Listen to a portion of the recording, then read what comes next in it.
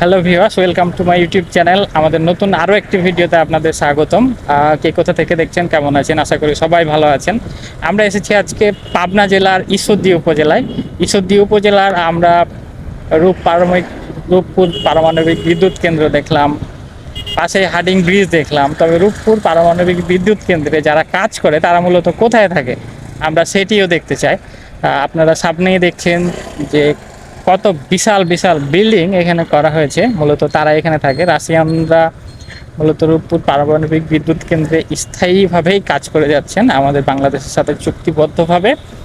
আর এই জন্য তাদের তো থাকার একটা বাসস্থান প্রয়োজন। এই বাসস্থান প্রয়োজনের জন্যই মূলত এই রূপপুর পারমাণবিক বিদ্যুৎ কেন্দ্রের 1 কিলোমিটার ভিতরে বড় বড় বিল্ডিং নির্মাণ করা হয়েছে। এই বিল্ডিংগুলোতে তারা মূলত থাকে। আর তাদের বেতন স্যালারিও অনেক অনেক। আর এই স্থানীয়দের সাথে কথা বলে বা যারা বুঝে বিষয়ে তাদের সাথে কথা বলে জানা গেছে যে অন্তত 3 লাখের নিচে তাদের বেতন নেই।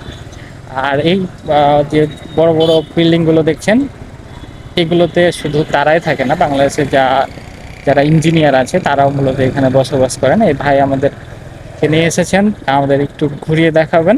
চলেন আপনাদের নিয়ে একটু ঘুরে আসি। শুভ বিকালটা আরও শুভ হয়ে যাক, আপনারা সঙ্গেই থাকেন।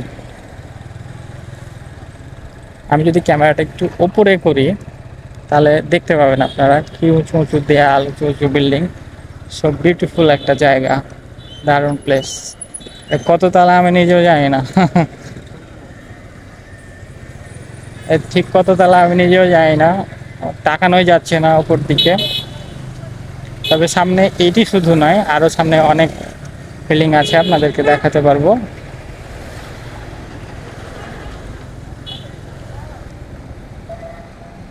দর্শক দেখতেই পাচ্ছেন কি সুন্দর সুন্দর বিল্ডিং।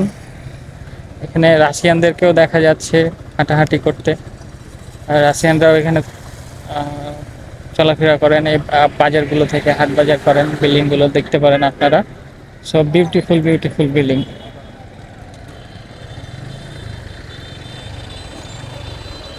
দর্শক দেখতেই পাচ্ছেন এগুলোতে মূলত রাশিয়ানরা বসবাস করে।